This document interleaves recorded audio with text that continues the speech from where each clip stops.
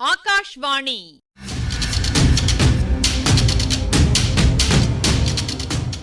பொன்னியின் செல்வங்கள் வாசிப்பும் ஆய்வும். வாசிப்பவர் ராமசுவாமி சுதர்சன் அவர்கள்.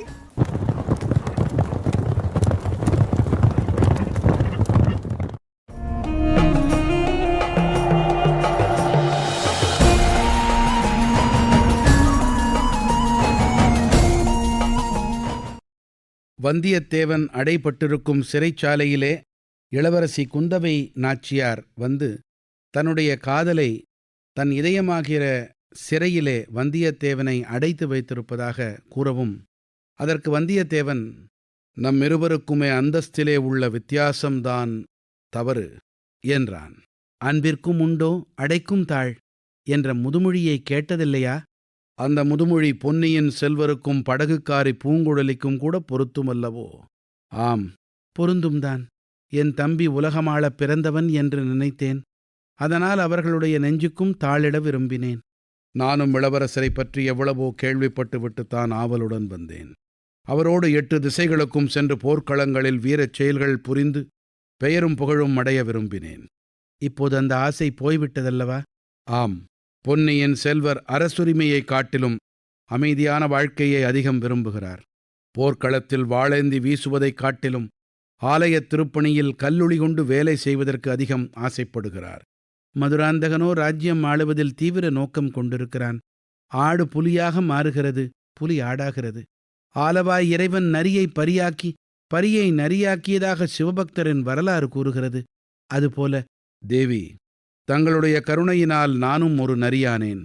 ஒளிந்து மறைந்தும் தந்திர மந்திரம் செய்தும் இல்லாதது பொல்லாததைச் சொல்லியும் பகைவர்களிடமிருந்து தப்பி வர வேண்டியதாயிற்று. அரசிளங்குமரி, இந்த வேலையை இனி என்னால் செய்ய முடியாது. விடை கொடுங்கள். ஐயோ, என் பிராண சிநேகிதி என்று எண்ணியிருந்த வானதி என்னை கைவிட்டு போக பார்க்கிறாள். நீருமா என்னை கைவிட்டு போக எண்ணுகிறீர்? தேவி, கொடும்பாளூர் இளவரசிக்கும் தங்களுக்கும் உள்ள விவகாரத்தைப் பற்றி நான் அறியேன். ஆனால் நான் எப்படி தங்களை கைவிட்டு விட முடியும்?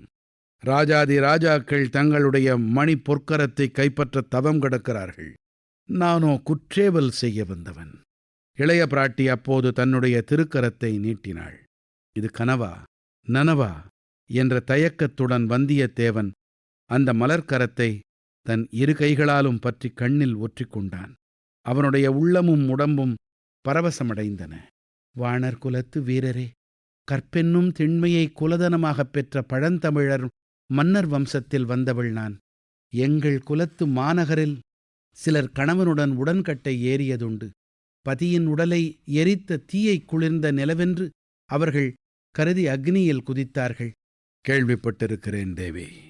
உமது கரத்தை பற்றிய இந்த என் கரம் இன்னொரு ஆடவனுடைய கையை ஒரு நாளும் பற்றாது.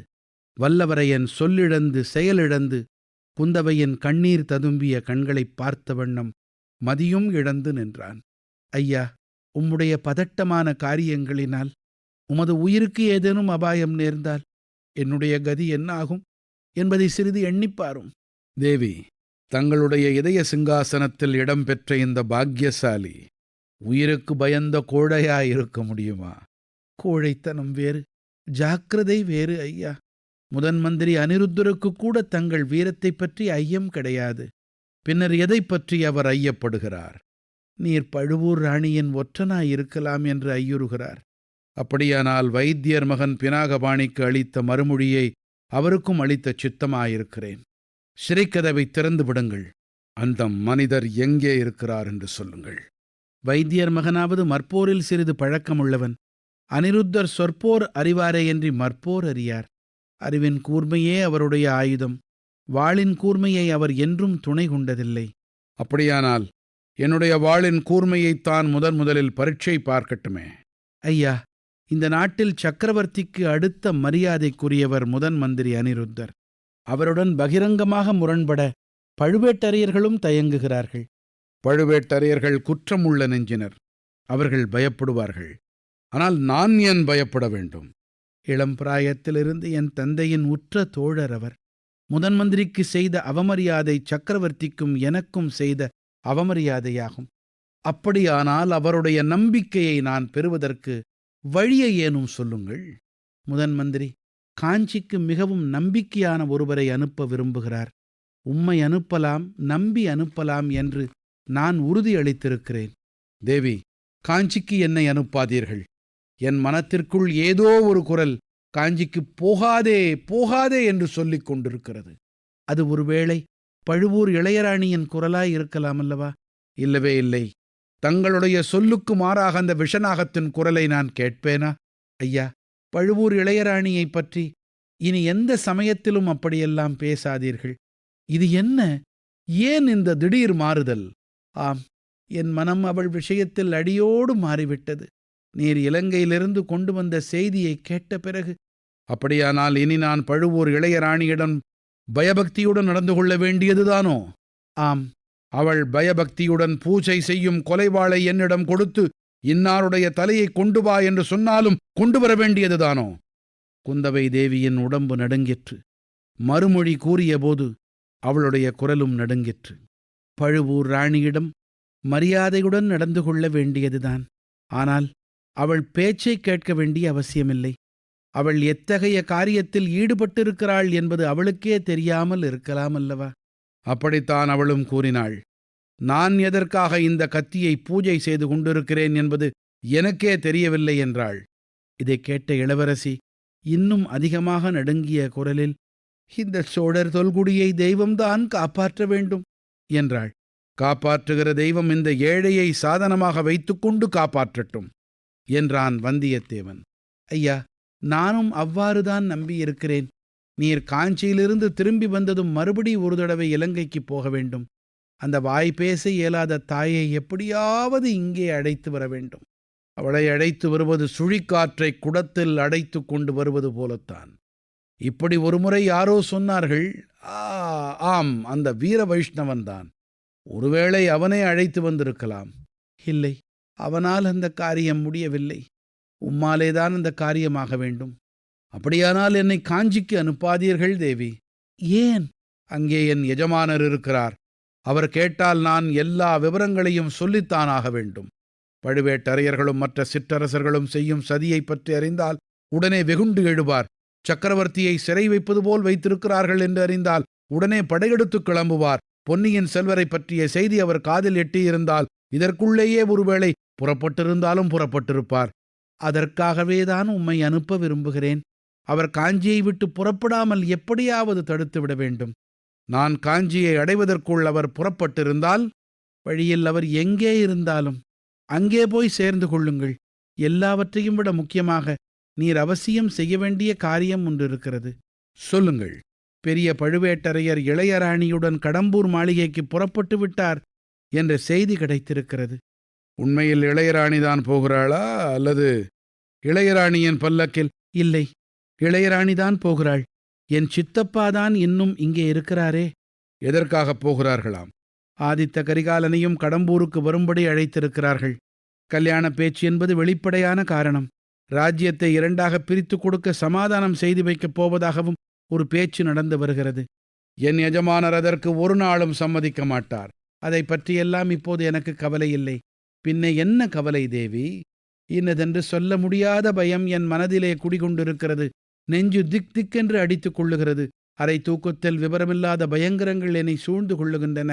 நல்ல தூக்கத்தில் அகோரமான கனவுகள் கண்டு விழித்துக் கொள்ளுகிறேன். அப்புறம் வெகுநேரம் வரையில் என் உடம்பு நடுங்கிக் கொண்டிருக்கிறது. இந்த நிலையில் தங்களை பிரிந்து என்னை ஏன் போகச் சொல்லுகிறீர்கள்? தங்களுக்கு எத்தகைய அபாயம் வந்தாலும் என் உயிரை கொடுத்து. ஐயா, என்னுடைய பயம் என்னை பற்றியதே அன்று, என் தமையனை பற்றியது, பழுவூர் ராணியை பற்றியது.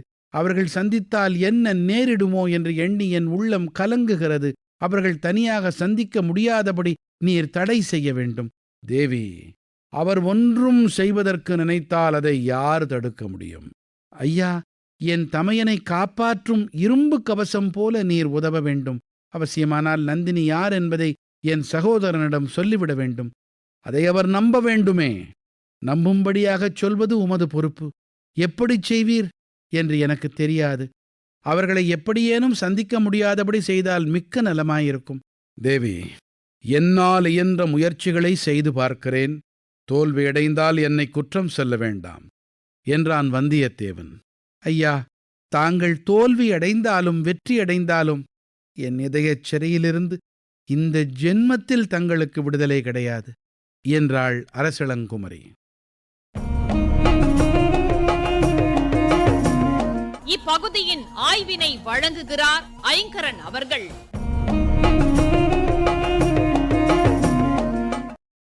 ஆணோ பெண்ணோ சமுதாயத்தின் எந்த படிநிலையில இருந்தாலும் மனத்தின் அடித்தளத்தில் விரும்புவது நிரந்தரமான அமைதியை, எவருமே கவலையில்லாத பாதுகாப்பான நிலைக்காகத்தான் ஏங்குறாங்க.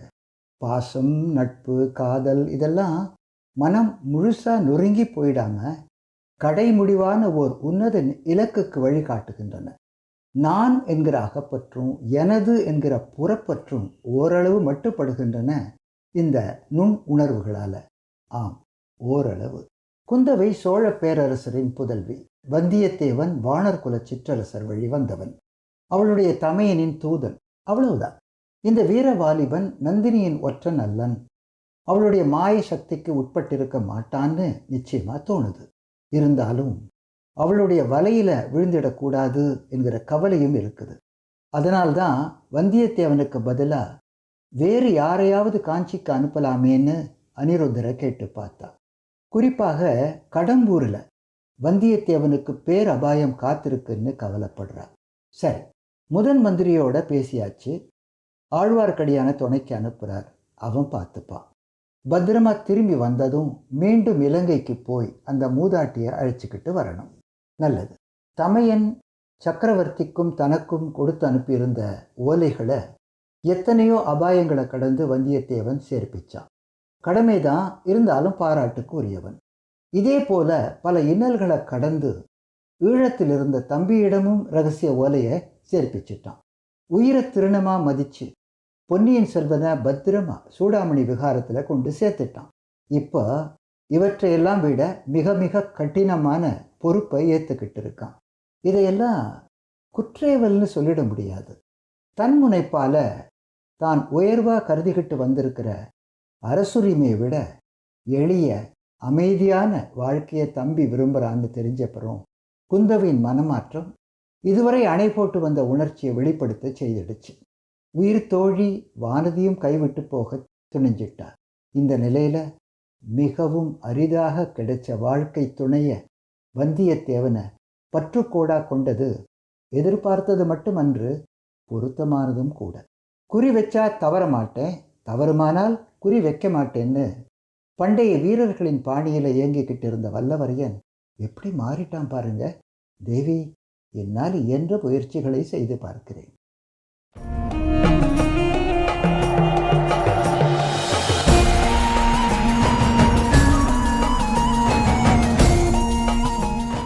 பொன்னியின் செல்வங்கள் வாசிப்பும் ஆய்வும் கேட்டீர்கள். வாசித்தவர் ராமசுவாமி சுதர்சன் அவர்கள். ஆய்வினை வழங்கியவர் ஐங்கரன் அவர்கள். படைப்பு சென்னை வானொலி நிலையம்.